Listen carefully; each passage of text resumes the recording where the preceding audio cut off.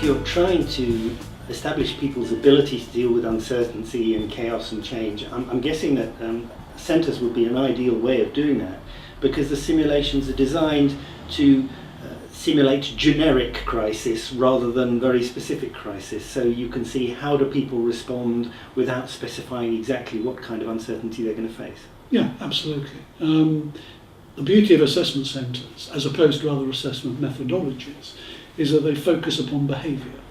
And if you think about a lot of other assessment tools like psychometrics, even the interview, you're referencing either paper and pencil responses to a test, or indeed descriptions of what people may or may have not done in the past. What you can do with an assessment centre through the use of those simulations is put people in situations they're totally unfamiliar with, never encountered before in their life, and see how they can manage those situations. And there is no better way of judging an individual's potential to respond to the unknown, which is exactly, the sort of challenge we're trying to address here. Good. Companies these days are working really hard to express their values, the social responsibility, what's the purpose of the business. Are there ways, and is it appropriate for them to try and establish the values of the candidates within centres? Absolutely, is the answer to that in short. I think it's always been the case that organisations are looking for individuals that will fit their culture. If people don't fit, the problem is, they're not going to live up to what the organisation stands for, they're not going to feel comfortable themselves, and therefore it is a two-way process. The fit has to be compatible for both. So it's absolutely fitting and appropriate that organisations should look to assess whether the individual displays the values that they value and believe to be important. How you do that is not that tricky in a way either, because values are reflected in how people behave.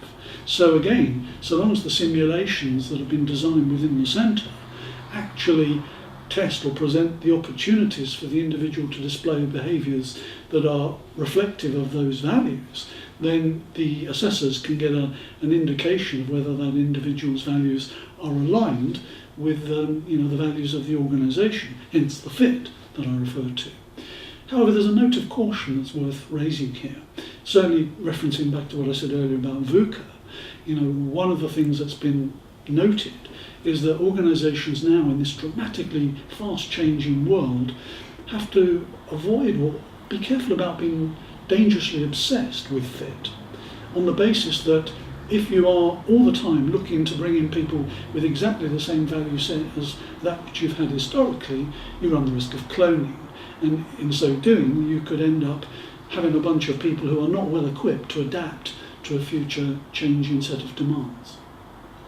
Tell me a little about some of the competencies and capabilities that are emerging in this corporate environment.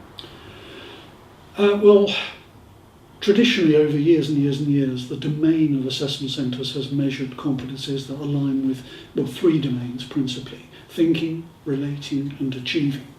And many of the competencies you see on centres would fit under one of those three broad headings. I think that still remains the case. However, we're seeing the emergence of one or two new sort of competencies that have perhaps been around for a while, but they're getting more prominence. Mm-hmm. In particular, things like learning agility. That's very high profile at the moment. It ties back nicely to what I was saying about VUCA. Organisations needing to be able to cope with fast-paced change need people that can adapt and can learn quickly from the challenges they're faced with and work out ways of responding, new ways of responding. So learning agility is one of those competencies. The other one is adaptability, and I've just kind of referenced that. And the third is innovation. And if you think of those three as a nice set, they again all nicely align with the fact that we're all recognising that we need people that can adapt to different circumstances now, and that will continue to be the case, I believe. Good.